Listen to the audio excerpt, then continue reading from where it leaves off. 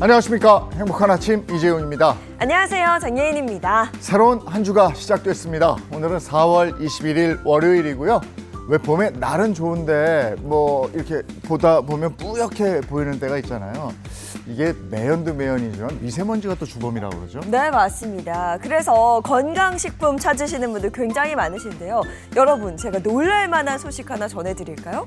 바로 돼지고기 기름이 세계 건강식품 8위에 올랐다고 합니다. 한 영국 매체에 따르면 돼지고기 지방에는 몸에 이로운 불포화 지방산이 풍부하고 그중 절반은 지중해 식단의 핵심인 올리브유와 동일한 올레산이 풍부하다고 합니다.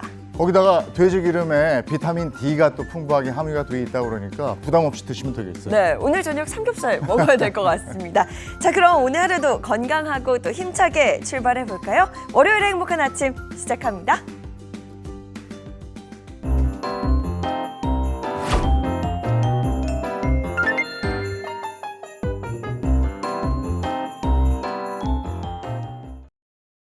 새로운 한 주가 시작된 월요일 아침입니다. 어떤 소식이 들어와 있을까요? 손석구 평론가와 한번 얘기 나눠보도록 하겠습니다. 모닝픽 어서 오세요. 네, 안녕하십니까. 네, 반갑습니다. 어떤 소식부터 전해주시겠습니까? 네, 첫 번째 모닝픽은 관세 전선 확장입니다. 네, 최근 미국과 중국 간 무역 갈등이 다시 수면 위로 떠오르면서 트럼프 대통령의 압박 수위가 갈수록 높아지고 있다고요. 네, 그렇습니다. 이 트럼프 행정부는 미중 간 관세 치킨 게임에서 중국이 쉽사리 물러서지 않자 초기에 34% 부과했던 상호 관세를 최고 245%까지 올렸고요. 이제는 관세를 넘어서 비관세 영역까지 대중 압박을 확대하고 있는 상황입니다. 오는 10월 14일부터 미국 항구에 입항하는 중국 선박과 자동차 운반선 등의 입항 수수료를 부과하겠다고 발표했습니다. 중국 조선과 해운업의 확장을 막기 위한 조치로 해양 패권을 두고도 미중 간 힘겨루기가 시작된 것으로 볼 수 있겠습니다. 또 하나 주목할 점은 이 백악관 홈페이지에 코로나19의 실험실 유출서를 공식 게재했다는 사실인데요.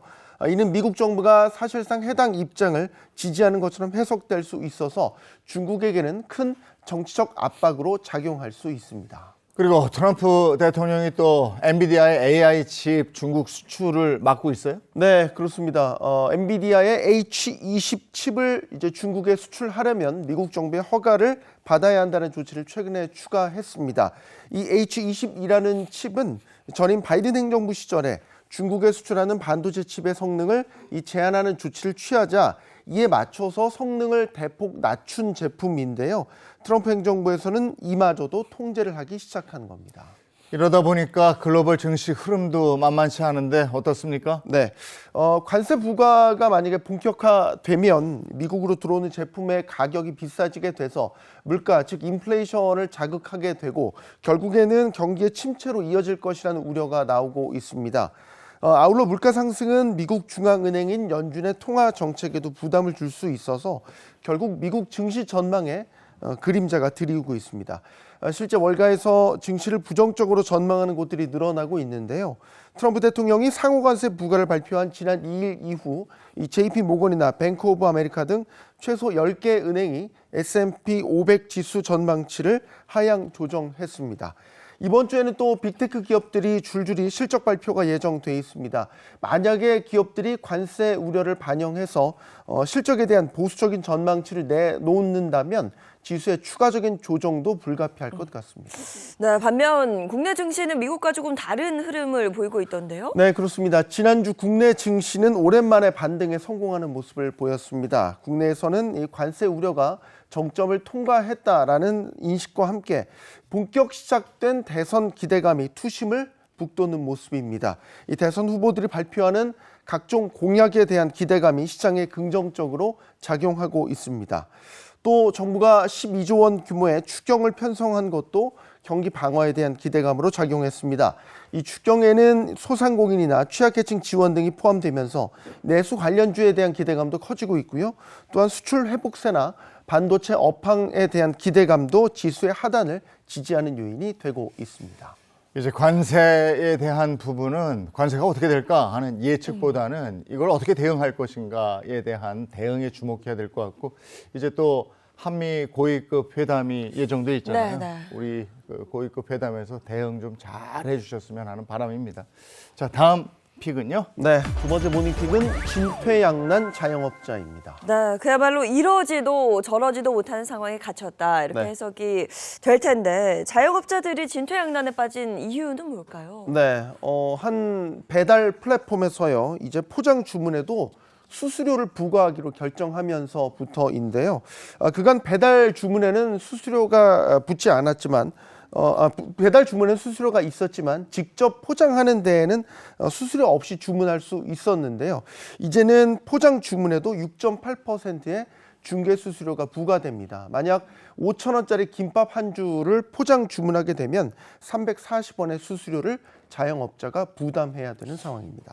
이 가뜩이나 경기 침체 이런 걸로 많이들 위축돼 있는데 여기에다가 포장 주문까지 수수료가 부과되고 이러면 자영업자들 더 부담스럽잖아요. 네, 그렇습니다. 이 가뜩이나 어려운 상황에서 이 높은 수수료를 감당하기 어렵고 그렇다고 해서 직접 매장 전화로 포장 주문을 받을 경우에는 이 노쇼 위험 부담까지 생길 수 있어서 해지하기도 또 쉽지 않은 상황입니다.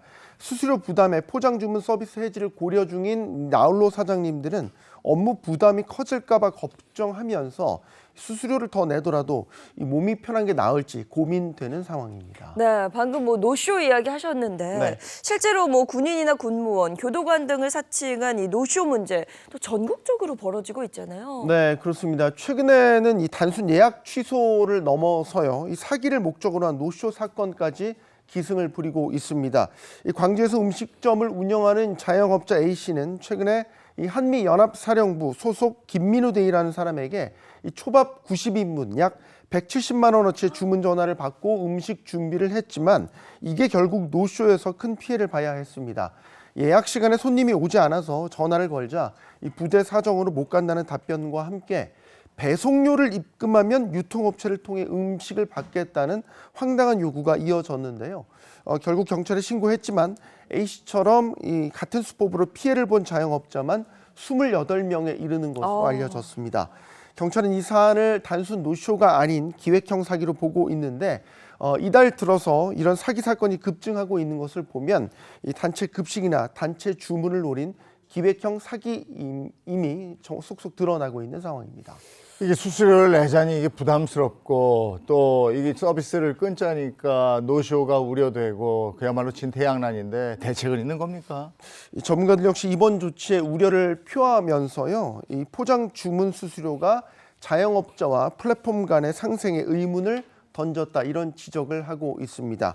자영업자들도 자체 주문 시스템을 마련해야 한다고 조언하기도 했습니다. 예를 들어서 SNS 채널이나 간편결제 링크를 통해서 주문 즉시 선결제를 유도하면 노쇼도 줄고 수수료 부담도 낮출 수 있다는 건데요. 한편 배달 플랫폼 측은 이 수수료가 무조건 자영업자의 손해만은 아니라는 입장입니다. 포장 주문 활성화 프로그램에 투자하면 배달 수수료보다 저렴하게 고객을 유도할 수 있어서 자영업자에게도 이익이 될 수 있다는 논리인데요.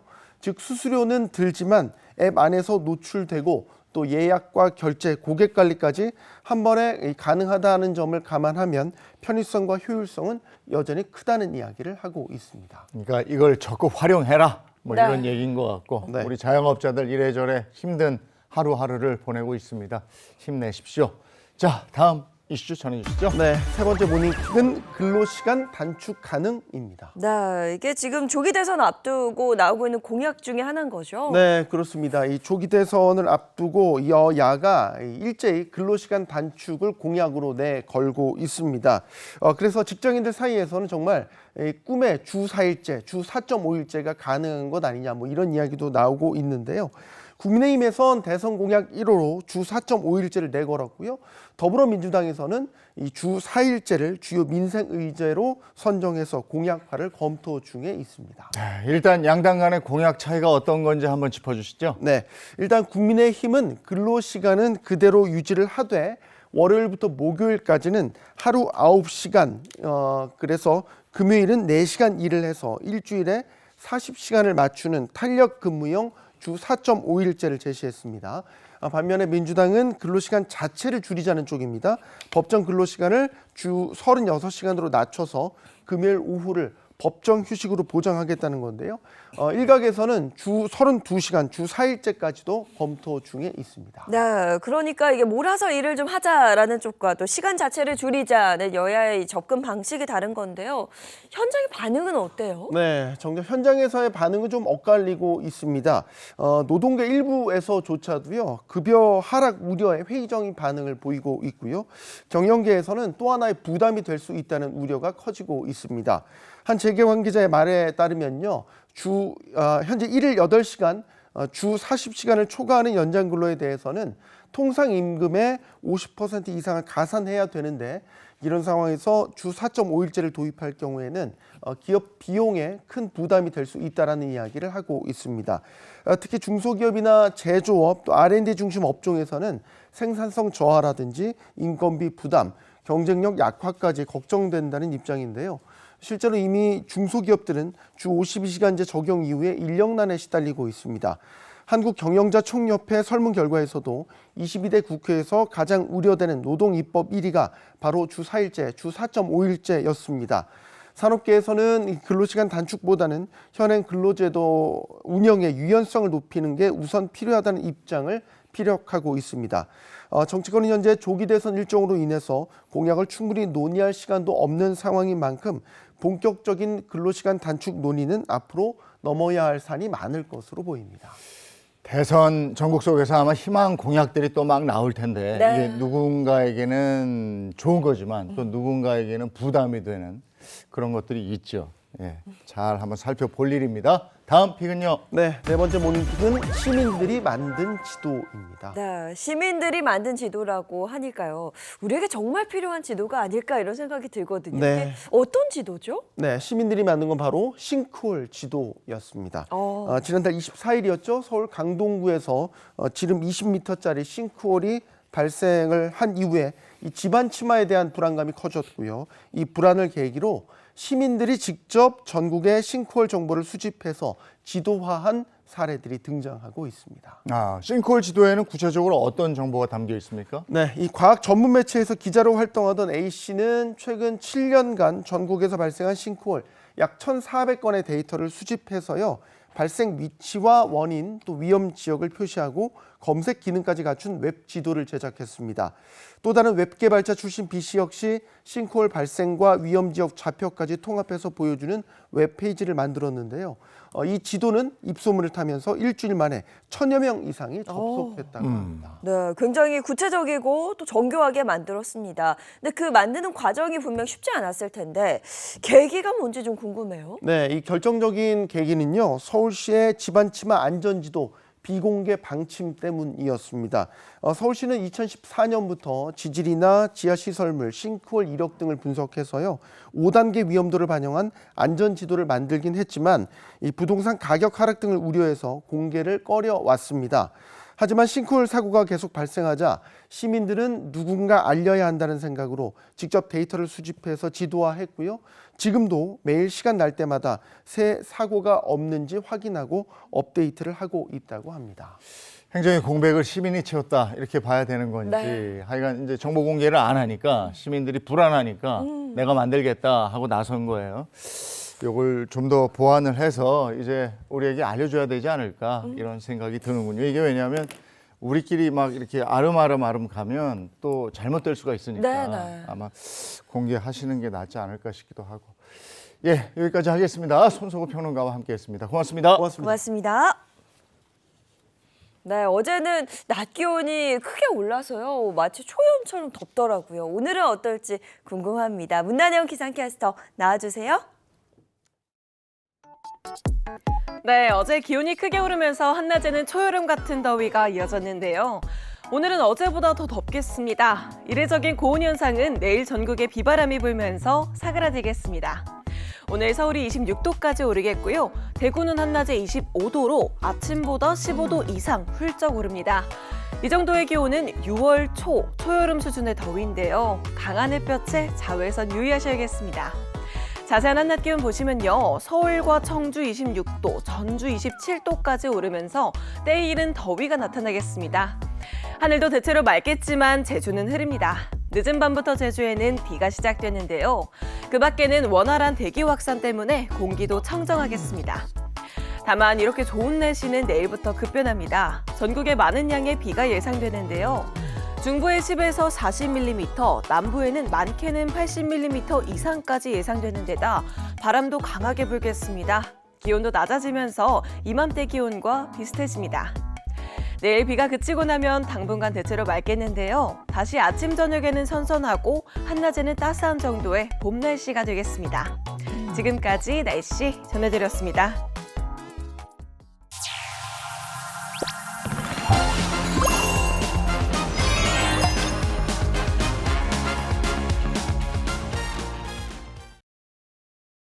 네, 이번엔 최신 자동차 기업 소식 전해드리는 차차차 시간입니다. 방송인 박수림 씨 그리고 자동차 전문기자 장진택 기자 어서 오세요. 네, 반갑습니다. 네, 반갑습니다. 네, 오늘은 어떤 자동차 기업 소식 준비되어 있습니까? 네, 전기차 혁신의 선두주자로 떠오른 우리 한국 자동차 기업들의 활약이 굉장히 대단합니다. 자, 국내 자동차 기업 K사와 H사가 2025 월드카 어워즈에서 치열한 경쟁을 뚫고 최종 후보 탑3에 나라는 이름을 올리면서 과연 수상할 수 있을까? 많은 관심이 쏠렸습니다. 자, 그래서 수상 결과는요. 장 기자님. K사의 소형 전기 SUV가 세계 올해 계속 해줘야 돼. 세계 올해의 자동차로 선정됐고요. H사의 소형 전기 SUV 역시 세계 올해의 전기차로 선정되면서 6개 부문 가운데 2개 부문을 국내 자동차 기업이 휩쓰는 그런 쾌거를 이뤘습니다. 아, 예. 대단합니다. 네, 이 월드카 어워드, 월드카 오브 더 이어. 예. 이게 2004년부터 시작된 아주 권위 있는 시상식이에요. 네. 이게 원래 월드카 오브 더 이어 외에도 이제 북미 카 오브 더 이어, 북미 올해의 차, 그다음에 유럽 올해의 차, 그다음에 이제 월드카 오브 더 이어. 요 세 개가 세계 3대 자동차 어워드로 꼽히고 있습니다. 네. 요 월드카 오브 더 이어는 한국을 포함해서 뭐 미국, 유럽, 중국, 일본, 인도 등 전 세계 이 자동차 전문 기자 100여 명이 이 심사위원으로 참여를 하고 있고요. 우리나라 심사위원들도 한 3, 4명 정도 이렇게 참여한 걸로 알고 있습니다. 올해는 총 96명의 이 전문 기자들이 후보 차량을 직접 시승하면서 비밀 투표를 통해서 수상작을 선정했습니다.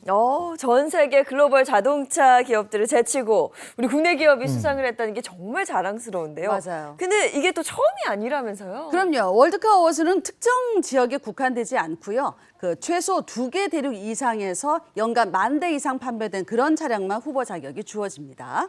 특히 세계 올해 자동차 부문은요. 단 한 대만 선정되기 때문에 의미가 더 크다고 할 수가 있죠.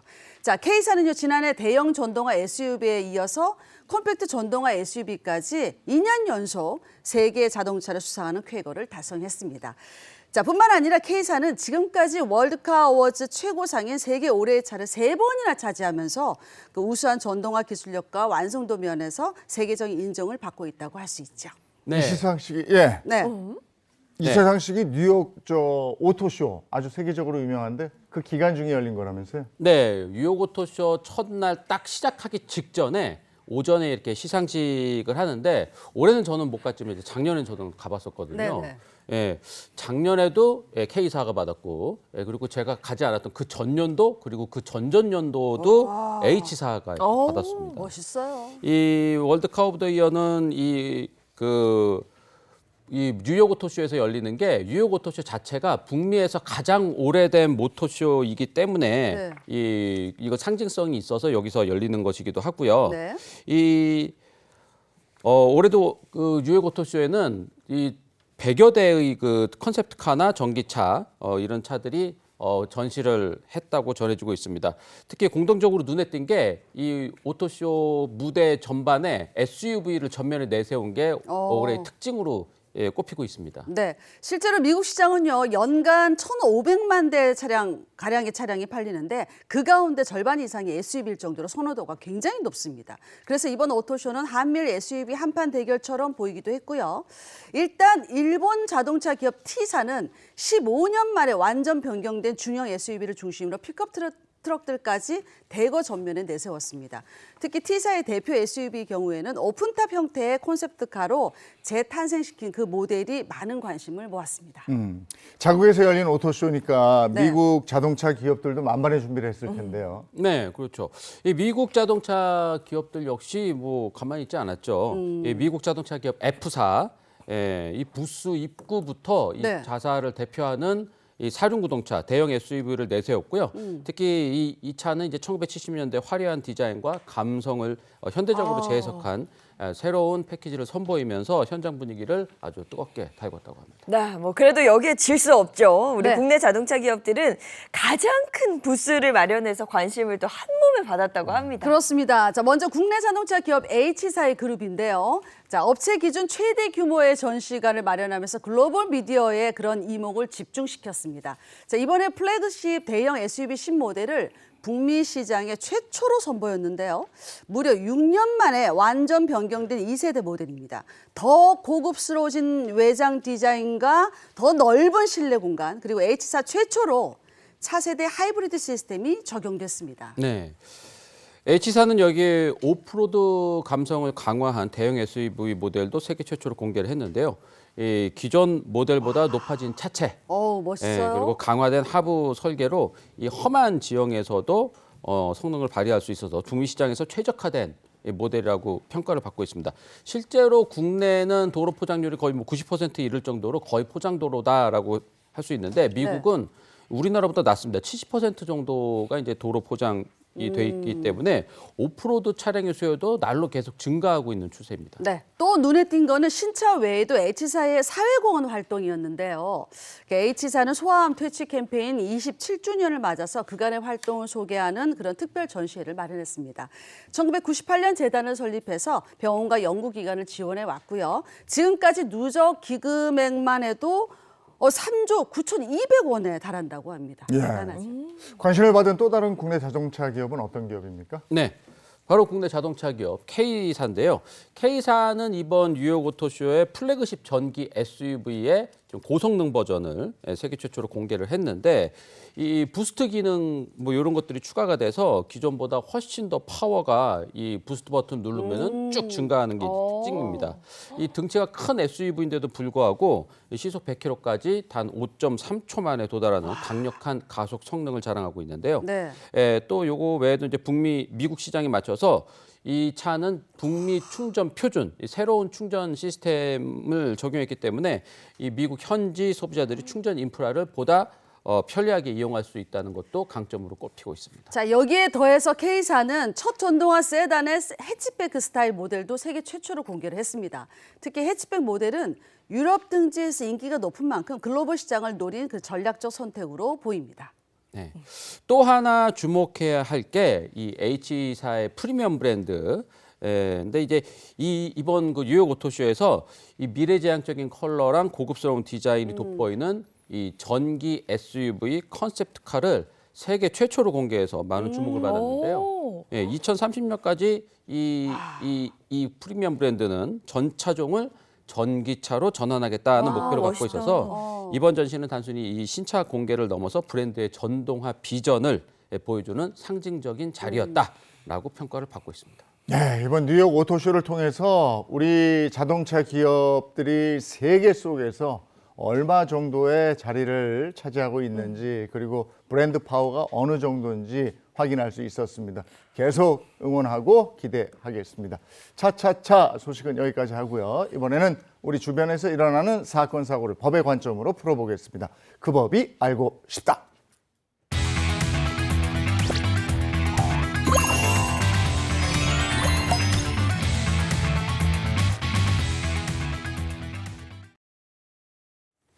네, 행복한 아침 함께하고 계신 지금 시각이 7시 54분을 넘어섰습니다. 이번에는 월요일에 고민 해결사 이호선 상담심리 전문가와 함께합니다. 어서 오세요. 안녕하세요. 반갑습니다. 네, 반갑습니다. 자, 그리고 월요일에 법률 해결사죠. 이 두 분이 있어 정말 든든합니다. 강성신 변호사, 임주혜 변호사 함께합니다. 어서 오세요. 안녕하세요. 네, 이 교수님 오늘 준비한 주제는요. 네, 저희가 함께할 첫 번째 주제는 이겁니다. 요새 자영업자들 진짜 벼랑 끝이다, 너무 힘들다 맞아요. 이런 말씀들 많이 하시는데요. 이 가뜩이나 힘든 이 자영업자를 더욱 힘들게 하고 있는 거짓 소문에 관련된 이야기입니다. 저희가 함께할 첫 번째 주제 바로 이겁니다. 자영업자 울리는 블랙 컨슈머 어쩌죠? 자, 어떤 사연인지 꽁트로 먼저 만나보시죠. 조금 이른 나이에 직장을 은퇴한 저는 요즘 대세라는 마라탕집 창업을 했습니다. 초창기엔 입소문이 잘 안 나서 한두 그릇 겨우 팔 정도였죠. 근데 노력은 배신하지 않는다는 말 아시죠? 최선을 다해서 장사하니까 단골도 생기고 매출도 그럭저럭 올라서 이만하면 더할 나위 없겠다 싶던 어느 날입니다. 네, 여보세요. 행복한 마라탕입니다. 저기 박수림 씨 되시죠? 네네. 예, 여기 구청위생과인데요. 네. 지금 배달 음식에서 벌레가 나왔다는 민원이 접수가 됐어요. 그래서 확인차 제가 연락을 드렸습니다. 저희 마라탕에서요? 벌레가 나왔다고요? 아유, 그럴 리가 없어요. 뭐 그럴 리가 있는지 없는지는 조사를 해보면 다 이게 나오게 돼 있으니까요. 아이고. 일단 알고는 계셔야 될 것 같아서 저희가 예. 전화를 드린 부분이고요. 예. 조만간 식약처에서 방문해서 업장 실태 조사 갈 테니까 어머머, 그렇게 세상에. 알고 계시면 되겠습니다. 아유. 이미 인터넷엔 제 가게와 벌레가 나온 음식 사진까지 올라와서 악플이 줄줄 달린 후였습니다. 정말 제 음식에서 벌레가 나온 걸까? 노심초사하면서 결과를 기다리는 내내 하루가 마치 1년 같더라고요. 그리고 마침내 결과가 나왔습니다.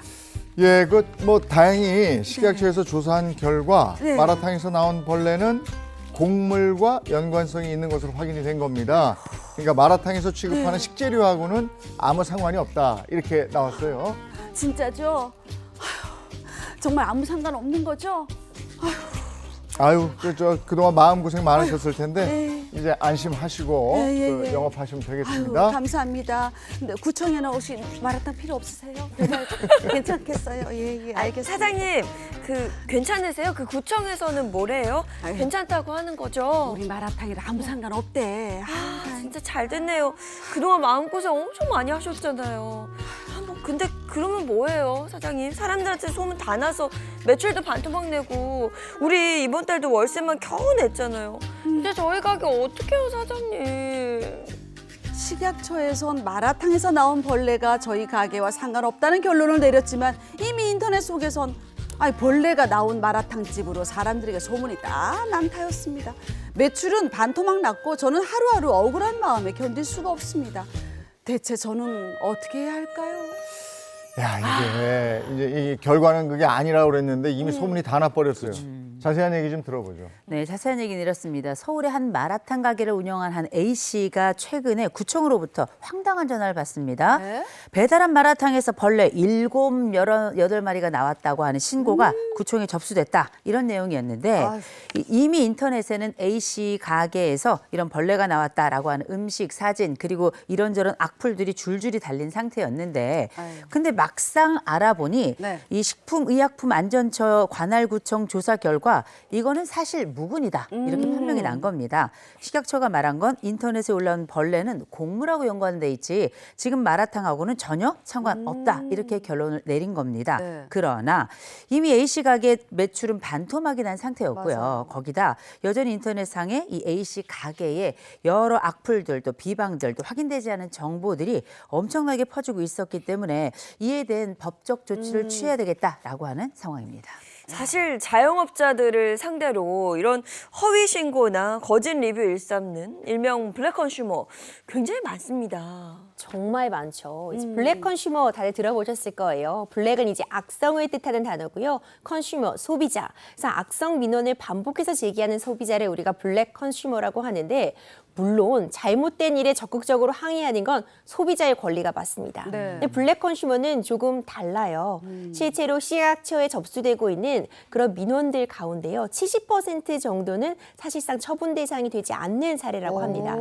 구체적으로 우리 블랙 컨슈머 사례들 한번 살펴볼게요. 네. 이게 초밥이 이제 새우 튀김과 함께 배달이 되었는데 새우 튀김에서 머리카락이 나왔다고 하면서 네. 환불을 요구한 겁니다. 아. 그런데 가서 보니까 초밥 27개 가운데 6개 빼고는 다 먹었- 다 먹고서 아, 환불 네. 요청한 거죠. 그럼 머리카락도 이 식당에서는 다 모자를 쓰고 작업을 해서 나올 가능성이 없었는데 별점 테러라고 하죠. 별점 1점만 남기겠다고 하니까 할 수 없이 환불해준 사례가 있었습니다. 근데 여기서 끝나지 않아요. 족발 참 맛있는 음식이잖아요. 근데 족발이 너무 타서 먹을 수가 없다 하고 환불을 요청한 겁니다. 그래서 환불을 해주러 가서 보니까 다 족발이 먹었어요? 뼈만 어머, 남았어요. 뭐야? 보시는 것처럼 뼈만 남은 족발을 너무 탔다고 환불을 요구한 진짜 이런 사례도 너무했어. 아유, 네. 진짜 아니 너무했네요. 먹을 수 이건 말도 안 없다더니 되는. 이미 다 먹어놓고 뭘 먹을 수가 없어요. 그렇죠? 여기서 끝나지 않아요. 네. 왜 신선식품, 딸기 같은 거 있잖아요. 네네. 딸기 조금만 물러도 사실 먹기 힘들죠. 이번에는 딸기도 환불 요청이 들어왔는데 한 입씩 다 베어 물은 아이고. 딸기. 보시는 것처럼 저거 왜 저래? 한 입씩만 먹고 환불을 요청했던 그런 사례도 있어요. 이런 사례들 보면 블랙 컨슈머로 인해서 소상공인분들 피해가 얼마나 극심한지 확인이 되는 것 같습니다. 너무 심하다. 먹을 거 다 먹고, 그다음에 뭐 환불 안 해주면 벌점 낮게 주겠다 이러면 그거 협박인 거잖아요. 그렇죠. 이 법적으로 문제되는 거 아니에요, 이거? 문제 될 수 있죠, 당연히. 네. 근데 사실 소비자라고 하면은 자기의 어떤 의견을 솔직하게 내비치고 그런 거 올리고 그런 거는 사실 권리라고 볼 수가 있죠. 근데 이러한 허위 사실을 올린다라는 게 문제잖아요, 결국. 맞아요. 그러니까 우리가 이런 경우에서 법적으로 문제될 수 있는 게 크게 보면은 그 정보통신망법에 의한 명예훼손죄. 이건 정말 이 상인들의 명예를 크게 훼손할 수 있는 부분이지 맞아요. 않습니까? 그리고 두 번째가 위계나 허위 사실 유포로 의한 업무 방해죄를 우리가 생각을 해볼 수가 있을 것 같아요. 여기서 말하는 이 업무 방해죄에서 우리 상인들 같은 경우에는 이게 파는 거를 당연히 업무로 하니까 업무에는 해당이 될 테고, 네. 다음 이 명백한 허위 사실 이런 부분이 있을 수가 있는데. 우리 사연에서 보면은 명백한 허위 사실로 드러났잖아요. 네. 이게 곡물로 인한 벌레니까는 마라탕이랑은 전혀 상관이 없다. 이런 식으로 이제 드러났는데 예를 들어서 그런 게 있을 수 있어요. 그냥 명백한 허위 사실이 아니더라도 부풀린 경우가 있을 수가 있어요. 네, 부풀린 경우가 뭐 우리 같은 경우에는 바퀴벌레가 7, 8마리 나왔다. 근데 알고 보니까 정말 요만한 쥐벼룩 하나 나왔어요. 근데 그런 경우에도 사실 크게 보면 이건 허위 사실이거든요. 그러니까 벌레가 나왔다라는 거는 뭐 맞을 수 있으나 크게 보면 머리카락이 한 올과 한 털로 움큼이 나왔다. 이거는 다르잖아요. 이런 것도 분명히 허위 사실에 의한 업무방해죄가 될 수가 있고, 그리고 정보통신망법에 의한 명예훼손죄, 이것도 분명히 문제될 수 있죠. 한 번 허위 리뷰가 이 웹상에 올라가면 이건 일파만파 퍼지는 건 정말 삽시간이거든요. 맞아. 그래서 이런 부분은 명예훼손죄에도 해당될 수 있다는 사실을 알아두셔야 될 것 같습니다. 자, 근데 이 사례에서 보면은 신고가 접수가 됐고 식약처에서 나와서 조사를 한 결과 식재료의 문제가 아니다라고 판명이 됐는데 네. 이미 리뷰가 올라가가지고 온 동네 소문 다 나서 지금 이거 뭐 매출 뚝뚝 떨어지고 그러니까 이 신고자를 고소하겠다. 이제 업주가 이렇게 된 건데 그럼 이거 처벌받을 수 있어요? 실제 처벌까지 있었던 사례가 있습니다. 많은 분들 기억하실 거예요. 2010년도에 있었는데 일명 쥐식빵 사건이라고 있었습니다. 한 A씨는요, 본인이 대형 프랜차이즈 빵집에서 밤식빵을 구매했는데 밤식빵을 잘라보니까 그 안에 죽은 쥐의 사체가 들어있었다고 하면서 사진까지 올렸습니다. 그리고 이 구매처, 이 어디서 구매했는지를 알리면서 정말 말 그대로 일파만파 난리가 났습니다. 그런데 이 대형 프랜차이즈 빵집은요, 이 상황이 이해가 되지 않는 거예요. 전체적인 공정을 보면 이 죽은 쥐의 사체가 들어갈 수 있는 그런 여지가 없다, 이렇게 맞섰지만 이때가 크리스마스 대목을 앞두고 있었거든요. 이미 세상에. 매출에 직격을 맞은 후였습니다. 당연히 사실관계에 대한 조사가 들어갔는데 조사를 해보니까 이 신고한 사람이 근처에서 경쟁 프랜차이즈 빵집을 운영하는 사람이고, 그러니까 자작극으로 드러났습니다. 자작극. 허위 사실 적시 혐의가 인정이 되어서요, 징역 1년 2개월 선고되었습니다. 와. 하지만 문제는요, 이미 손해는 볼 대로 본 거죠. 맞아요. 이 피해 업주는 문을 닫고 말았습니다. 아이고. 저도 요 당시 사건이 기억이 나는 게 네. 일단 그 사진 자체가 인터넷에 떠돌던 사진 자체가 너무 충격적이어서 맞아. 이 식빵, 밤식빵 이런 거를 못 먹게 되겠더라고요. 진짜 그런 기억이 있죠, 많이. 그렇죠. 사실 이런 부분들이 문제가 될 수밖에 없어요. 실제로 이렇게 쥐식빵, 불순한 의도를 갖고 있었던 거잖아요. 저 경쟁 업체를 망하게 하겠다. 그리고 이런 사진들을 올리면서 나 지금 협박조로 이런 사진 내가 갖고 있어요. 내가 이런 불순물 나온 음식 갖고 있어요. 해결해 주세요 한다면 상대방 입장에서는 공포심 들 수밖에 없죠. 맞아. 이거 협박에 해당할 수 있습니다. 그리고 공갈에도 해당할 수 있어요. 내가 이런 자료를 갖고 있으니까 금전적으로 나한테 배상해라. 이거 충분히 공갈도 가능한 상황입니다. 협박죄는 3년 이하의 징역에 처해질 수 있고요. 그리고 공갈죄는 10년 이하의 징역 또는 2천만 원 이하의 벌금에도 처해질 수 있는 중죄입니다. 실제로 이런 경우에 사기죄로 처벌이 되는 사례도 있습니다. 소비자가 허위로 이런 사진이나 영상 같은 거 꾸며서 결국 금전적으로 이득을 착복하게 되는 경우에는 속여서 돈을 번 거잖아요. 네. 사기죄로 처벌이 될 수 있습니다. 실제 사례도 있는데요.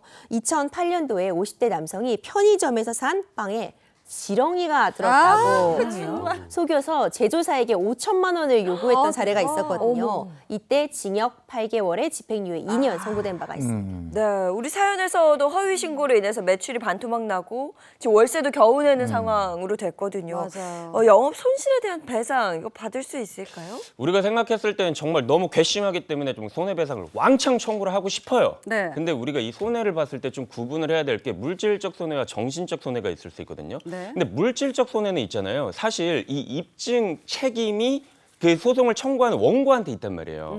그래서 내가 이 허위 리뷰로 인해서 이 정도의 손해를 봤다라는 그 구체적인 액수를 특정을 할 수 있어야 돼요. 인과관계를 입증을 해야 되는데 사실 그게 쉽지만은 않아요, 현실에서. 왜냐면 이 마라탕이 사실 마라탕의 인기가 갑자기 떨어져가지고 매출이 하락을 한 건지 아니면 주변에 맞아요. 마라탕 가게가 한 20개 생긴 거예요.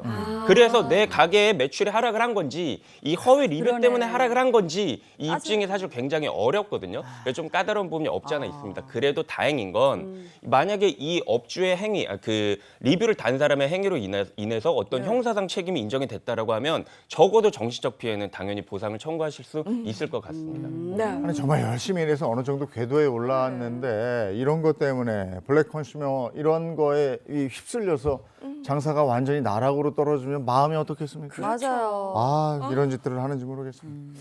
자, 다음 주제 보죠.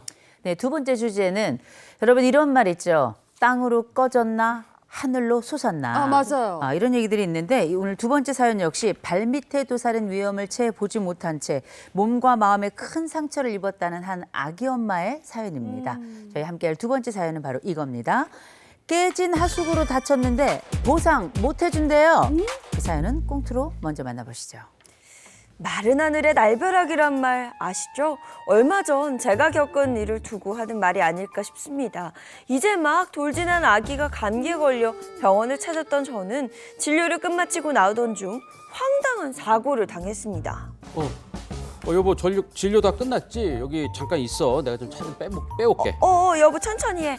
수림아 이제 안 아프지? 얼른 우리 집에 가서 약 먹고 감기 뚝 떨어뜨리자.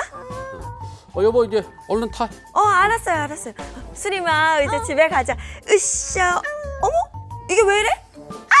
내 다리! 무슨 일이 벌어진 거냐고요? 다름 아닌 병원 앞 도로에 있던 돌로 된 하수구 덮개가 부서지면서 제 한쪽 다리가 그 안으로 빠져버리고 만 겁니다. 다행히 안고 있던 아이는 제가 몸으로 감싸 안는 덕분에 크게 다치진 않았지만 저는 아니었습니다. 무려 24바늘이나 꿰매야 했는데요. 다친 것도 다친 거지만 저를 더 화나게 하는 건 따로 있었습니다. 아니 보상을 못 해준다뇨? 저 지금 그 깨진 하수구 덮개 밟고 24방이나 꿰맸다니까요. 여기 이 다리 지금 안 보여요? 아니 충분히 놀라시고 또 억울한 마음은 이해를 합니다. 그런데 이 하수구가 있는 도로가요. 저희 지자체가 가입한 보험에서 보장 범위가 제외되는 곳이에요. 아이고. 배상이 이 어렵습니다. 아니 지자체가 하수구 관리 못해서 지금 시민이 억울하게 다쳤는데 뭐 보상을 못 해준다 이게 말이 돼요? 그럼 저는 대체 어떡하란 말이에요? 이게 정 그러시면은 이게 국가 배상이라는 게 있는데 이 국가 배상으로 소송을 하시든지 그러셔야 돼요. 세상에. 그러니까 안타깝지만 이게 규정이 규정이 그렇습니다. 그건 규정이 그런 걸 제가 어떻게 하겠습니까? 뭐 계속 안타깝다고만 하고 진짜. 세상에 이런 법이 어디 있습니까? 지자체는 이런 사고가 자신들의 책임 범위를 벗어났다며 저에게 배상을 해줄 수 없다고 합니다. 국가 배상을 통해 제가 직접 배상을 받아야 한다고 하는데요. 국가를 상대로 개인이 소송을 하라니 막막하기만 합니다. 대체 저는 어떻게 해야 되는 거죠? 아이고 이거 많이 다치셨어요. 24바늘이나 꿰매고. 찢어졌어요. 근데 아이가 다쳤으면 이거 어떡할 뻔했어요. 그럼요. 근데 이 부분은 분명히 하수구덮개 누군가 관리를 하는 건데 지자체 관리 아닌가? 이거 자세히 한번 그러게. 들어보죠. 네, 이 이야기가 경북 경산에 사는 한 A 씨가 아이를 안고 이비인후과를 나서다가 벌어진 일입니다. 일단 당시 상황을 영상으로 잠깐 좀 보시죠. 자, 지금 상황을 보시면 지금 나왔죠? 아우, 세상에. 야 진짜 정말 큰일 날 뻔한 뻔했네. 건데. 아이도 어쩔 뻔했어요. 아니 아이도 다쳤겠는데. 세상에요. 그래서 이게 이유를 봤더니 지금 아유. 보시는 것처럼 아유 세상에. 이제 부서진 하수구 덮개 한쪽에 발이 빠지면서 이 사고가 벌어진 건데 이 사고로 무릎 발목 사이 피부가 찢어지면서 24바늘이나 꿰매는 수술을 받았고 2주 가까이 입원을 했습니다. 하수구 덮개는 이 A 씨가 병원을 방문하기 직전에 한 남성이 지나가자 바로 부서진 것으로 확인이 됐는데 문제는 지금부터입니다. 이 A 씨가 지자체에서 치료비를 주지 않고 이걸 국가배상으로 떠넘긴다 이렇게 주장을 하고 있는 건데 A 씨는 이 억울한 상황을 하소연하면서 어찌하면 좋을지 모르겠다며 조언을 요하고 있습니다. 아니 지금 영상 보는데 저는 진짜 심장이 이거 진짜 크게 다쳤어. 철렁했어요. 정말 더 맞아. 큰일 날 아이 뻔했는데 다쳐서 어쩔 수 없어. 사실 길 가면서 막 바닥에 하나하나 쳐다보면서 가는 사람이 어디 있어요. 네. 더군다나 아이도 아는 상황에서 정말 아찔한 상황입니다. 실제로 근데 이런 경우가 종종 있다면서요. 종종 발생합니다. 영상으로 봐도 너무 아찔한 상황이었죠. 보통 이제 부모님들이 아기띠로 안고 가거나 할 앞이 때요. 잘 안 보여요. 그렇죠. 시야도 잘 확보가 안 되고요. 도로에 있는 작은 돌뿌리에도 걸러 넘어질 수 있습니다. 그런데 도로가 움푹 패여 있는 곳도 충분히 있을 수 있고요. 이렇게 맨홀 뚜껑 같은 곳에 사고 나는 경우 정말 많아요. 실제로 최근에 있었던 사례를 좀 소개해 드릴게요. 지난해 8월에 제주에서 있었던 일인데 한 80대 여성이 이제 그 사륜 오토바이를 타고 가다가 넘어지게 됩니다. 근데 여기서 끝나는 게 아니라요. 맨홀이 뚜껑이 닫혀 있지 않던 겁니다. 아이고야. 뚜껑이 닫혀 있지 않은 이 맨홀 아래로 3.5m 아래로 추락하는 아이고야. 그런 일이 있기도 했어요. 어머머, 지금 세상에. 보시는 그 맨홀인데 정말 깊죠. 다칠 수밖에 없는 상황이었습니다. 또 다른 사고도 있었습니다. 네. 운전을 하다가 도로의 맨홀 때문에 차량이 파손된 그런 사례도 있었는데요. 와우. 공사장 인근이어서 이렇게 여러 가지 이렇게 공사하고 있는 상황인데 어머머머. 지금 벌컹하는 부분 어. 확인이 될 겁니다. 차량이 굉음과 함께 흔들리게 되었는데 도로 가운데 튀어나와 있는 이 우수관 맨홀에 차량 아랫부분이 부딪힌 겁니다. 이 아스팔트가 깎여 있는 부분도 군데군데 눈에 띄었는데 이 차량 배기관이 크게 파손이 되어서 수리비만 1,000만 원 가까이 나왔다고 합니다. 그런데 문제는 이 사고들 역시요. 배상이 받기가 너무 어렵다는 점입니다. 아니 대체 왜 보상을 못 받는 거죠? 이거 당연히 해줘야죠. 맞아요. 그쵸? 보상해줘야죠. 이 배상이 어려운 경우는요, 사실 유사한 일이 반복되기 때문이에요. 네 탓이야. 아닙니다. 저희 탓은 아니에요. 저쪽에 연락해 보세요. 저희 관할이 아니라서요. 서로 보상을 좀 떠밀었기 때문인데요. 이번 사고 같은 경우에도 구청은 도시개발조합이 잘못했다고 하고 도시개발조합은 시공사에게 책임을 물어라. 서로 아유, 왔다 갔다 떠밀고 왔다 갔다 있어. 책임을 전가하다가 배상이 차일피일 이루어지고 말았습니다. 피해를 입은 사람은 있는데 책임지려는 사람이 없다. 이거 여러 번 보거든요. 네. 이번에 확실히 따져봐야 되겠는데 이렇게 되면 돌리다 보면 보상받을 길이 요원해지는 거 아니에요? 멀어질 수 있죠. 근데 일단은 이렇게 자기들이 다 책임을 떠넘기다 보면 결국에는 법원의 판단을 받을 수밖에 없을 것 같아요. 근데 그 법원의 판단이라는 게 저희가 많이 말씀드렸지만 쉽지 않은 길이잖아요. 네. 굉장히 길고 그 고된 길이란 말이에요. 사실 이 지자체에서 관리하는 이 영조물, 그러니까 영조물이라 하면 우리가 관리하는 이런 하수구도 포함이 되거든요. 네. 그럼 이런 경우에 사실 책임보험 같은 걸 들어놨으면 되게 간단하게 보상을 받으실 수 있는 부분이에요. 근데 안 드러났다는 게 문제죠. 그러니까 드러놓으라고 했는데 안 드러났다. 그러면 어떻게 보험 처리를 받을래야 받을 길이 없잖아요. 맞아요. 그럼 어쩔 수 없이 이제 국가 배상 청구 소송으로 가는 거예요. 근데 굉장히 어렵습니다. 왜? 제가 봤을 때 이 사건에서 분명히 그 하수구가 깨져 있었다면 하자 자체는 분명히 인정이 될 수 있을 것 맞아요. 같거든요. 근데 아까 말씀드린 것처럼 실질적으로 이 진행을 하는 길이 굉장히 쉽지 않은 길이기 때문에 보험 처리에 비해서는 상당한 어려움이 예상되는 부분이긴 해요. 아유. 개인이 국가를 상대로 소송을 한다는 게 이게 뭐 말은 쉽지만 쉽지 이게 않아요. 이게 어때요 이게? 쉽지 않죠. 사실 모든 소송이 쉽지가 않습니다. 송사에 휘말리면은 개인이 겪는 피로감이 극심하다고밖에 볼 수 없어요. 물론 국가나 지방자치단체가 잘못을 하면은 손해배상해야 됩니다. 국가배상 책임이 그런 부분 때문에 존재하는 건데 예를 들어서 공무원이 과실로, 고의로 어떤 위법한 행동을 하면 당연히 이에 따른 손해배상 책임을 물을 수 있고요. 공공시설의 하자로 인한 손해, 그리고 우리 사연처럼 도로나 하천 등의 공공시설에 관리 부실로 인해 발생한 사고는 국가배상 책임이 인정이 됩니다. 그런데 문제는 이 길이 쉽지만은 않습니다. 국가배상 책임을 하기까지 과정도 복잡하고 증거도 마련해야 되고 이 과정이 쉽지 않은 게 항상 문제점으로 지적이 되는데요. 관련 배상 그런 심의위원회가 분기별로 열리긴 하는데 자료 제출해서 이 분기별로 심사 기다리기까지 시간이 소요가 되고요. 소송으로 간다고 하면 최소 사실 한 1년 6개월에서 2년 정도는 뭐 이렇게 소요가 오래 걸려. 된다라고 생각하면 아이고. 난 지금 당장 피해를 입었는데 그러니까. 이 시간을 기다리기가 쉽지만은 않죠. 아유. 아니 내가 피해자인데 그치. 내가 피해를 어떻게 당했는지 이 사실을 일일이 하나하나 입증을 해야 됩니다. 이게 시간도 오래 걸리고 이 소송을 통해서 굉장히 지치거든요. 네네. 근데 이 과정을 이겨내고 배상 신청을 하면 그럼 이거 100% 보상은 받을 수 있는 거죠? 받아야 되지 않아요? 일단 뭐 이 사건에서는 저는 받으실 수 있다고 보는데 뭐 모든 사건에서 무조건 다 100%뭐 그런 건 아닐 수도 있죠. 보통 이런 사건으로 나아가다 보면은 서로 간의 책임을 제한하려고 할 거예요. 예를 들어서 제가 피해자라고 한다면 이거는 지자체가 제대로 관리를 하지 못해서 나한테 이런 피해가 발생을 했다라고 주장을 할 거고 지자체 측에서는 내가 할 수 있는 모든 주의 의무를 다 했다. 했음에도 불구하고 천재지변으로 인해서 이런 일이 발생을 했다라던가 정말 내가 도저히 예견하거나 회피할 수 없었던 그런 일로 인해서 사고가 발생했다라거나 아니면 이럴 수 있잖아요. 우리 사연 같은 경우에서 보면은 진짜 이분한테는 잘못이 없어 보이거든요.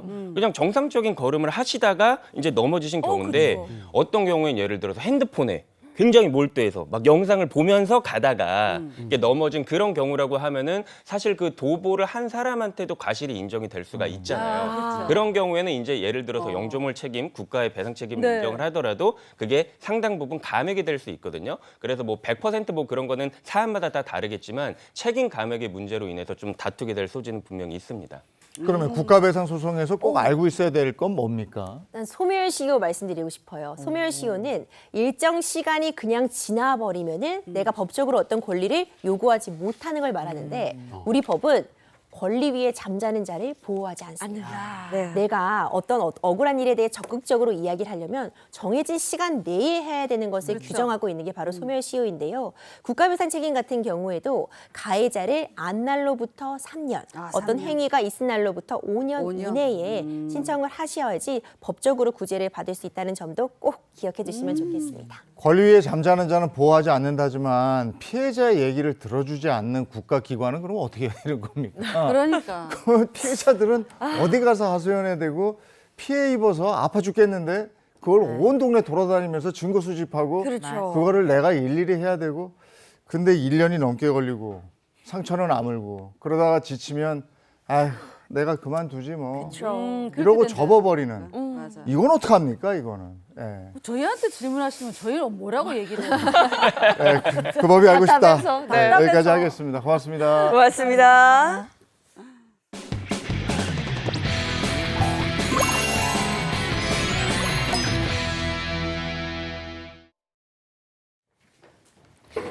이번엔 라떼는 마리아 시간이죠. 이번 주제입니다. 없는 것 빼고 다 있다.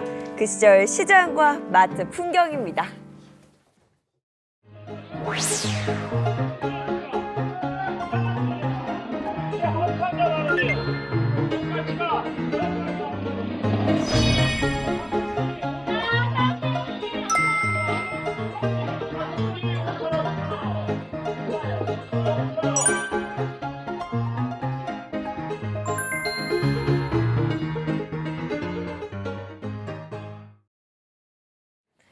자, 오늘은 게임으로 또 시작을 해보도록 하겠습니다. 아마 다들 이 노래 아실 거예요. 네. 시장에 가면 양파도 있고 양파도 있고, 양파? 하세요. 네, 건너뛰어. 양파도 있고, 족발도 있고. 시장에 가면 꽈배기도 있고 시장에 가면 요것도 있지요. 뻥이요. 아, 맞아. 빵튀기도 있고 빵. 야, 정말 그야말로 없는 게 없었던 네. 시장이었습니다. 그 시절 핫플레이스였는데요. 어린 시절 엄마 손잡고 시장에 갔던 추억 다들 좀 가지고 계실 네. 것 같아요. 그럼요. 엄마 따라 뭐 하러 가겠어요? 먹으러 가는 거. 먹으러 가죠. 저는 부산이다 보니까 거기는 부산하면 오뎅, 그러니까 어묵이잖아요. 네. 그러니까 시장 그 입구에 보면 지금처럼 국물에 있는 꼬치 어묵 이게 아니라 그냥 이게 밥 반찬으로 하는 거 있잖아요. 이불처럼 얇은 거, 그거랑 동글동글한 거, 그다음에 꼬치 딱 한 번에 딱 끼울 수 있는 자그마한 거 소세지 사이즈, 그게 막 세팅돼 있어요. 그럼 그거 따끈따끈하거든요. 그거 하나씩 먹는 거. 그 재미로 따라갔었어요. 최고죠. 딴 거 없어. 딴 거 생선 비린내라고 다 싫어. 근데 그거 먹는 재미로 갔었어요. 저도 네. 어렸을 때 이제 엄마 따라서 시장에 가면은 이거 있었잖아요. 이게 그 전을 식용유에다가 쫙 붙이는 멀리서부터 지글지글 전 냄새. 그 고소한 그 기름 튀김 맛? 이 냄새가 딱 나오면은 그냥 그걸 따라가는 거죠, 그냥. 맞아. 맞아요. 근데 뭐 시장 가면 옛날에 빠질 수 없죠. 뻥이요. 그러니까. 그러면 뭐 옆에서 막 해. 대포 소리 막 진짜 맞네, 어마어마하게 맞네. 나는데 저희 친구들은 시장에 같이 갔었어요. 같이 가가지고 이제 아저씨가 뻥이요. 그럼 저희가 하나 둘 셋. 야!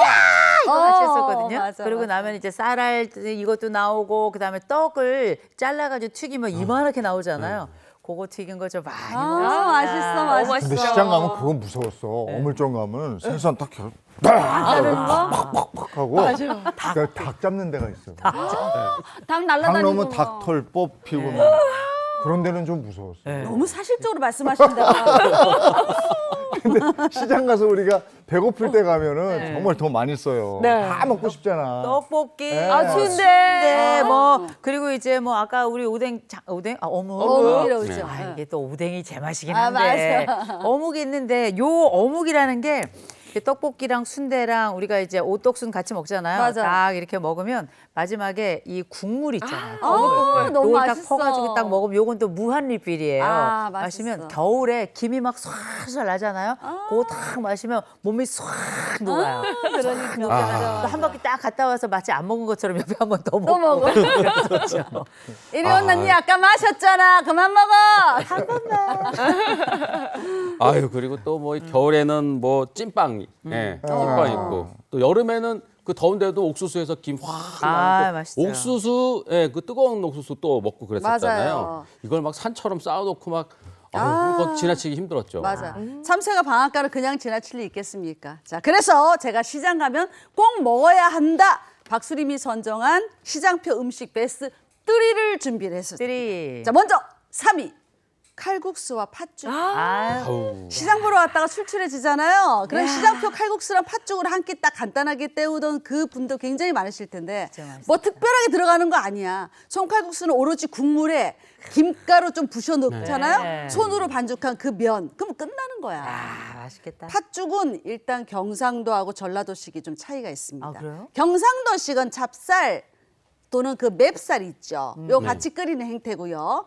전라도는 새알심이나 칼국수 면이 들어가 버려. 그러면 끝나 버려. 소금을 넣느냐 설탕을 넣느냐 그건 알았어 먹어버려.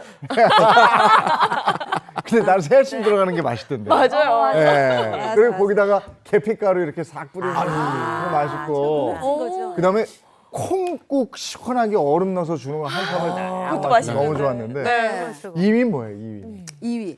자, 2위는요 바로 떡볶이의 튀김 만두입니다. 일단 떡볶이 논쟁의 시작은 밀떡이냐 쌀떡이냐 이거죠. 그러니까 보통 시장표는 가격이 상대적으로 또 저렴하잖아요. 그 밀떡이 많아요. 그러니까 사람들이 많이 몰리는 시간 제외하면 언제나 늘 끓여두기 때문에 중간중간 이렇게 쫄아서 붓잖아요. 그러면 물 다시 붓고 끓여서 떡은 푹 퍼져. 아주 부드럽게 잘 넘어가는 그런 특징이 있죠. 네, 그리고 요때부터 이제 또 원조 부먹 찍먹. 부먹이냐 찍먹이냐 요 그러네, 논쟁이 그러네. 벌어졌었는데 이 떡볶이 그냥 드시지 않고 이게 튀김 만두랑 같이 튀김만두. 튀김 만두의 그 바삭함을 유지하면서 찍어서 먹을 것이냐 아니면은 튀김 만두가 너무 딱딱해서 이걸 그렇지, 좀 그렇지. 흐물흐물하게 해가지고 좀 부먹 이렇게 할 것이냐 요거 지금도 논란이죠. 맞아. 생각만 해도 맛있다. 자, 이 치아가 약하면 흐물흐물하게 먹어야 돼요. 대망의 시장표 음식 베스트 1입니다. 1위가 바로 쫄깃쫄깃 달콤한 찹쌀 떠넛, 꽈배기. 아, 다들 아시잖아요. 기름에 그 튀겨가지고 설탕 대굴대굴 굴려야 돼. 5개 5,000원 이렇게 팔았던 거 일단 사면 하나는 무조건 엄마랑 나랑 먹으면서 시장을 봐야 됩니다. 아, 그거 이제 기름 냄새 확 있잖아요. 그거 이제 딱 먹고서 설탕이랑 기름이랑 묻잖아요. 쪽쪽 빨아 요거는 먹어야지. 어디다 닦아야 되냐? 옷에 닦아야 돼. 아, 그런가요? 옷에 일단 먹어야지. 닦으면 이제 엄마가 나중에 닦지 말라고. 아유, 그래도 이 손가락 쪽쪽 빨며 먹던 그 맛이 아주 새롭습니다. 네. 네. 요즘에 꽈배기는 대부분 다 뭐 제과점 가야 빵집에 가야 있었는데 예전에 시장 가면은 꽈배기집은 다 있지 않아요? 다 있어요. 언제나 지금도 꽈배기를 있어요. 물고 이렇게 걸어다녔던 그런 기억이 납니다. 그렇죠. 꼭 입구에서 사서 한 봉지 들고 다니면서 먹으면서 시장 장을 봤던 기억이 있습니다. 네. 근데 최근 시장에 가보면 분위기가 또 완전히 달라졌어요. MZ 세대들이 이제 시장이 핫플레이스가 되면서 인증샷, 사진 찍으면서 이제 다니기 시작했더라고요. 그럼요. 시장 가서 배 채우고 구경하고 뭐 물건 사서 오는 게 거의 끝이 아니라 요즘은 경험하고 분위기 콘텐츠까지 함께 할 수 있다는 거. 그러니까 특히 마포구에 있는 망원시장이나 거기는 인근의 망리단길로 불리는 맛집 골목하고 이어져 있어요. 그러니까 MZ세대가 많이 찾는 곳이라고 하죠. 요즘 대세입니다. 아니, 요새 거기가 이제 그 홍대하고 요쪽 그 핫한 요 이제 합정우 사이에 이렇게 있잖아요. 그래가지고 요 고추튀김 보이시죠? 요새 요게 대세예요. 이거 맛있어요. 이 진짜 고추가 진짜 뭐랄까 하여튼 몽둥이만 해요. 그래요. 몽둥이만 해. 아. 그리고 그 안에 막 당면이니 뭐 고기니 이게 채워져가지고 쫙 잘라가지고 먹잖아. 아, 오이고추에 바삭하죠. 넣었구나. 이거 한 끼 식사가 된다니까요. 네. 최고예요. 맛있어. 그러니까 그리고 서울 대표적인 관광지 광장시장에도 요즘 MZ들은 물론이고요. 외국인 관광객들이 많이 몰리고 있는데 유행하는 먹거리보다는 오랫동안 사랑받아온 전통 먹거리하고 맛집을 중심으로 인기를 얻고 있다고 해요. 여기서 원조 찾는 미션이 치열합니다. 일단 시장 골목 어디서나 만날 수 있는 음식 녹두 빈대떡 요게 있습니다. 아우 지짐이. 그다음에 김밥인데 밥, 단무지, 당근 정도만 들어가 있어요. 일단 그 마약 김밥이라는데 마약은 없더라고요. 안 들어있어요. 절대 들어가면 안 돼. 그만큼 사람들의 입맛을 자극해서 끊임없이 계속 먹게 된대요. 이 김밥이. 근데 이 광장시장의 묘미는 뭐니 해도 이 육회골목 아닙니까? 그렇죠. 육회. 예. 이 육회골목이 쫙 있는 골목이 따로 있을 정도로 네. 육회집이 많은데 특히 이 육회에다 노른자 하나 딱 비빔밥. 예. 그래가지고 뭐 비빔밥 뭐 이거 먹는 순간 그냥 예. 탕탕이랑 같이 먹어야죠. 예, 그렇죠. 그렇지.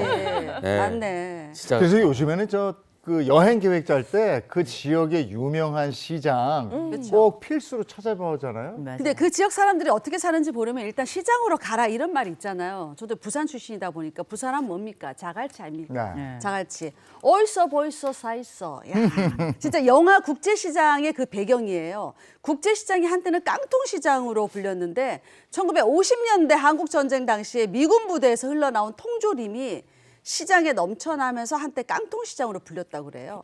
진짜 부산시장 딱 가잖아요. 그러면 어이서 보이소 사이소 이 소리 딱 들으면 막 심장이 막 뛰어. 아, 옛날에 그 미군 부대 물건들 구경하는 재미가 진짜 있었고 요즘은 먹거리 천국입니다. 비빔당면에 부산 빨간 그 어묵 먹고 나잖아요. 배가 너무 든다. 너무 맛있죠. 저기 호떡도 유명한 거 아니에요? 그렇죠. 씨앗호떡. 네, 맞아요. 예, 그리고 국제시장 바로 옆에 자갈치 시장.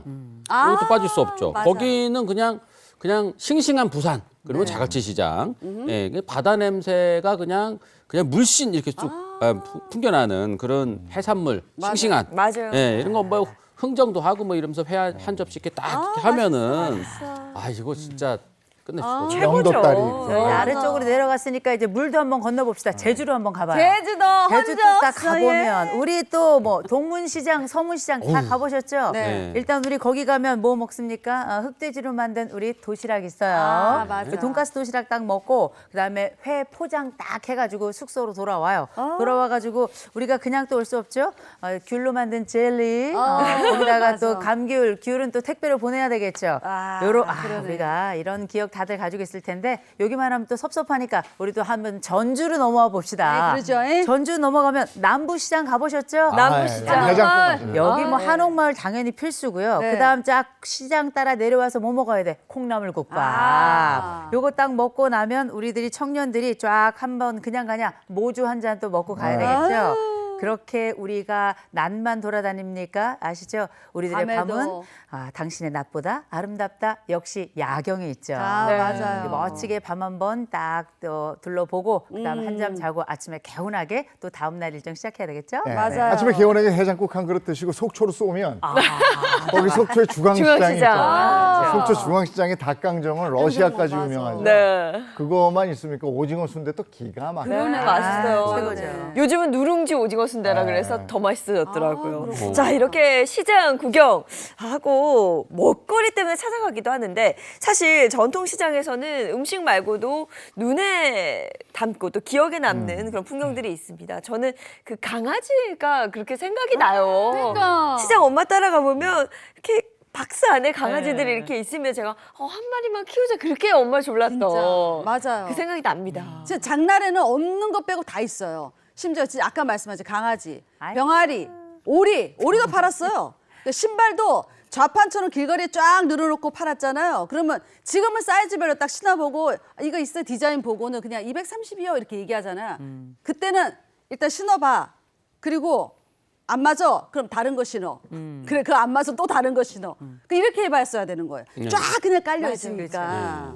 그러니까 이 장날에는 네. 그냥 이 사이즈 있는 놈이 그냥 이거 가져가는 거예요. 그렇지. 그렇지. 예, 그러니까 뭐 옷도 이렇게 뭐 산더미처럼 막 쌓여져 있는데 거기서 뭐 사이즈 뭐 엑스라지 95 주세요, 뭐 배배 라지 이런 거 주세요, 없어, 이거 없어. 없어요. 없어. 그냥 해서 이렇게 대보고, 대충 대보고, 예, 그리고 이제 계산하고 나오는 거죠. 이게 뭐 새 신발, 새 옷 뭐 이런 거 언제 제일 많이 나와요? 명절. 맞네. 명절 때 가면 뭐 우리 남대문 시장도 마찬가지지만 가면 온통 전통 시장마다 다들 이거저거 다 나와 있는데 제일 중요한 건 뭐냐? 누가 훔쳐가도 모른다는 거. 너무 많아가지고요. 또 한 가지 누가 훔쳐가는 걸 모르는 건 물건이지만 애 잃어버리기도 딱 십상이에요. 워낙에 사람이 많으니까 엄마들이 뭐라 그러냐? 엄마 꼭 붙들어라. 엄마 뒤에 꽉 잡고 있어라. 저도 한 2번 놓쳤습니다. 그러니까. 알아서 경찰서 찾아가가지고 간신히 집에 갔네요. 네. 근데 시장은 조용하지 않아. 시끌시끌하잖아요. 그렇죠. 자, 골라, 아줌마도 골라, 아저씨도 골라, 기자님도 골라, 교수님도 골라, 카메라, 감독님 골라. 그 소리에 홀려가지고 나도 골라야 되나? 감독님 지금 지갑 꺼내고 있잖아. 그렇게 되는 거예요. 이래서 시장인 시끌시끌하니까 살맛이 나잖아. 맞아요. 그리고 거기 흥정이 또 묘미잖아요. 약간. 얼마 깎아주세요. 안 돼요. 나 미치고 장사해. 미치는 장사가 어디 있어? 이러고 또 흥정하고 맞아, 또 맞아요. 반찬거리 또 사고 그때는 예전에는 10,000원이면 충분하지 않았어요. 그래서 제가 준비했습니다. 10,000원의 행복 그 시절 일주일치 장보기. 일단 이 장바구니 안에 들어있는 물건들이 당시 10,000원으로 장을 보잖아요. 그러면 살 수 있던 물건들이었어요. 근데 하나하나 소개하자면 일단 콩나물 한 봉지. 자, 콩나물 한 봉지 이게 1980년대 중반에서 후반 기준으로 200원이었습니다. 일단 콩나물 무침이나 콩나물국 한 끼면 되죠. 그저 구우면 돼요. 시금치 한 단 이거 역시 300원입니다. 자, 계란이 왔어요. 싱싱한 계란이 왔어요. 지금 막 날랐어요. 계란 한 판. 이거 한 판 얼마인지 아십니까? 계란 한 판? 맞춰보실래요? 계란 한 판? 그러니까 지금은 달걀 한 판이 보면은 좀 싼 곳은 7,000원, 좀 비싼 건 9,000원이니까 당시 물가에도 좀 비쌌을 것 같아. 한 2,500원? 아유, 아니요? 아니에요. 놀라지 마세요. 단돈 1,200원. 한 판에? 30개짜리 한 판이. 판에? 진짜. 계란으로 할 수 있는 반찬이 수십 가지 되잖아요. 계란 뭐 말이, 계란탕, 계란국, 계란 뭐 스크램블 너무 뭐 많죠. 많잖아요. 일주일치 반찬 걱정 안 해도 돼요. 돼지고기 납다리살 500g에 단돈 1,500원. 이 시기에는 비닐봉지 귀했잖아. 그래 신문지 뚫뚫 말아. 그럼 앞다리에 그 딱 찍혀 있어. 뭐 찍혀 있느냐? 땡땡일보. 그렇지. 저 인쇄가 찍히는 거잖아. 마지막으로 고등어 한 손 1,000원입니다. 1,000원. 아 진짜 많죠. 이렇게 하면 토탈 얼마냐? 4,400원. 그래요. 이야. 그랬는데 그건 이제 옛날 얘기예요. 옛날 얘기예요. 지금은 10,000원 들고 나가도 살 게 없어요. 그래서 지금 우리 수림 씨께서 이제 10,000원 들고 마트 갔을 때 뭘 살 수 있느냐 이런 얘기를 하셨었는데 일단 지금 현재 시세를 잠깐 말씀드리면 네. 대형마트 기준으로 이 물건 시세를 잠깐 보도록 하겠습니다. 제일 먼저 콩나물 한 봉지 가격 얼마냐? 1,500원 정도 되고요. 얼마 전까지 시금치 가격 대단했었죠. 뭐 한 단에 10,000원 막 이랬었는데 지금은 뭐 그 정도는 아니고 정상가 회복해서 한 달에 2,800원. 아. 저는 어제 2,900원에 샀고요. 네. 자, 두부는 한 모에 얼마? 2,000원 정도 되고. 그랬구나. 또 예은 씨가 말씀하셨던 달걀, 네. 요거 특 대란 기준으로 요새 7,500원 정도 오. 되고. 네, 돼지고기 비싸. 앞다리살 500g에 7,500원. 또 아유. 고등어 한 손 얼마? 6,500원. 요 정도 돼서 장바구니가 이게 옛날엔 찢어질까 봐 걱정이었잖아요. 10,000원 들고 나오면 그냥 횡 해서 집에 갑니다. 아 근데 스튜디오를 이렇게 꾸며놓으니까 정말 시장 느낌도 나고 이 양만식 씨가 또 나와 있거든요 지금. 양배추 달아요? 폭삭 속았수다. 달죠? 네. 저 아저씨 계시도 못했어. 아니 계시도 못한 게 아까 보니까 양배추를 이 옷으로 닦고 있더라고요.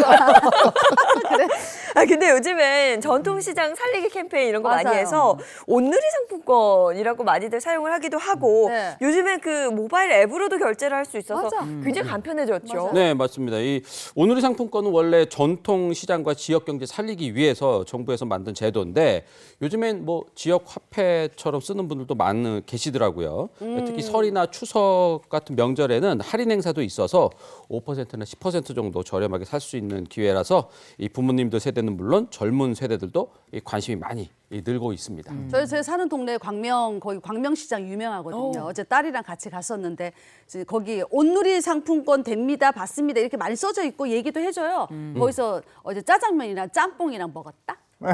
되게 맛있었어요. 근데 그거 이제 실물권만 네. 생각하고 계신 분 계신데 이거 앱 있습니다. 어플로 네, 맞아요. 어플로 있어가지고 그거 가지고 이제 QR 열잖아요. QR 있어가지고 QR로 그냥 딱 찍으면 바로 계산되기 제가 때문에 굉장히 그랬다니까 좋아요. 어제. 어제 그 전통시장도 점점 더 스마트해지고 있습니다. 맞습니다. 최근에는 고물가 속에 전통시장을 다시 찾는 분들도 많이 늘어나고 있다던데요. 그럼요. 일단 옷이나 신발 싸게 살 수 있는 동묘시장이 있고요. 그다음에 경동시장, 청량리의 청가물시장, 약재 파는 양령시장, 또 모란시장, 아까 제가 말씀드린 광명시장.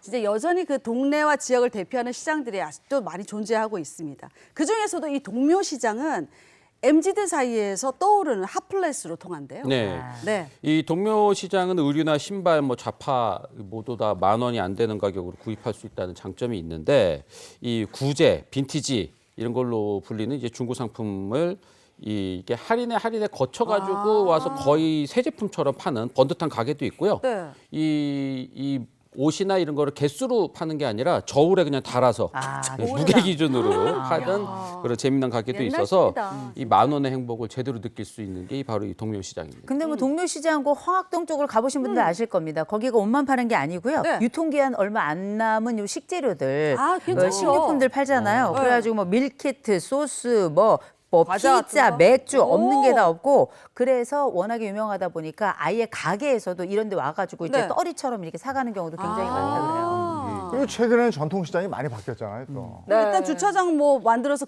뭐 접근성이 뭐 개선한 그런 것들도 많고 물건 판매하는 그 매대도 깨끗하고 정돈 잘 돼 있어요. 여기가 시장인지 백화점인지 뭐 이렇게 생각들도 카페인가 뭐 이런 생각들 정도로 아주 잘 돼 있는 곳이 많다고 하니까 이번 참에 한번 날도 좋고 하니까 가족들이 함께 가는 것도 괜찮을 것 같아요. 재밌죠. 네. 예전에는 그냥 시장에 물건만 사러 가는 게 아니었어요. 네. 시장 가면 세상 소리를 듣는다고. 소리를 그렇죠. 들어요. 네, 이런 소리, 저런 소리 듣고 세상 돌아가는 얘기도 알고 네. 내 물건 사다가 갖다 놓으면 남의 물건 또 사오고 막 뭐 이랬었는데 요즘도 뭐 시장 가면 재밌어요. 재밌죠. 얼굴 네. 많고. 자, 오늘 시장의 추억 떠올려 봤습니다. 아이 계시도 못했어. 살아갑시다 우리 고맙습니다. 갑시다. 예. 고맙습니다. 고맙습니다. 네, 비가 그치고 날이 또 따뜻해지고 혹은 좀 더워지면서 옷을 어떻게 입어야 할지 모르겠다 하시는 분들도 많으시더라고요. 오늘 날씨 알아보도록 하겠습니다. 문다정 기상캐스터, 오늘 옷차림 어떻게 하는 게 좋을까요? 네, 오늘은 아침에도 가디건 정도면 충분하겠습니다. 현재 서울의 기온은 16.4도를 보이면서 원래 이맘때 아침 기온이 9.3도를 훌쩍 웃돌고 있는데요. 한낮에는 다소 더울 정도로 기온이 더 오르면서 일교차가 크게 벌어지겠습니다. 하늘도 맑게 드러나 있어서 바깥 활동하시기 좋겠습니다. 오늘 서울이 26도까지 오르겠고요. 오늘 12.2도로 출발했던 대구의 기온은 25도까지 오르면서 10도 이상 훌쩍 오릅니다. 이 정도의 기온은 6월 초여름 수준의 더위인데요. 강한 자외선에 유의하셔야겠습니다. 자세한 한낮 기온 보시면요. 서울과 청주 26도, 전주는 27도로 대부분 25도를 웃돌면서 때이른 더위를 보이겠습니다. 하늘은 대체로 맑겠지만 제주는 종일 흐립니다. 오늘 늦은 밤부터 제주에는 비가 시작되는데요. 그 밖의 지역들은 원활한 대기 확산으로 공기질도 청정하겠습니다. 다만 이렇게 좋은 날씨는 내일부터 급변합니다. 중부를 중심으로는 10에서 40mm, 남부에는 최대 80mm 이상의 강한 비가 예상이 되는데요. 바람도 강하게 불겠습니다. 이렇게 비바람이 치면서 기온도 끌어내려지면서 이맘때 기온을 보이겠습니다. 내일 비가 그치고 나면 당분간은 대체로 맑겠는데요. 다시 아침 저녁에는 선선하고 한낮에는 따스한 봄 날씨가 돌아오겠습니다. 지금까지 날씨 전해드렸습니다. 그제 토요일엔 비바람이 그렇게 불더니 어제는 한낮에 반소매 반바지 입고 다니더라고요. 저도 그랬습니다. 오늘도 낮 기온이 크게 올라서 아마 반소매 차림 어색하지 않을 것 같은데 내일은 또 비가 내린다고 하니까요. 이 급변하는 날씨 속 건강 상하지 않도록 관리 잘 해주셔야겠습니다. 좋은 하루 보내시고요. 저희는 내일 아침 7시 30분에 돌아올게요. 행복한 아침, 행복한 하루 되십시오. 고맙습니다. 고맙습니다. 즐거운 밤 오아시스에서 Play the next channel A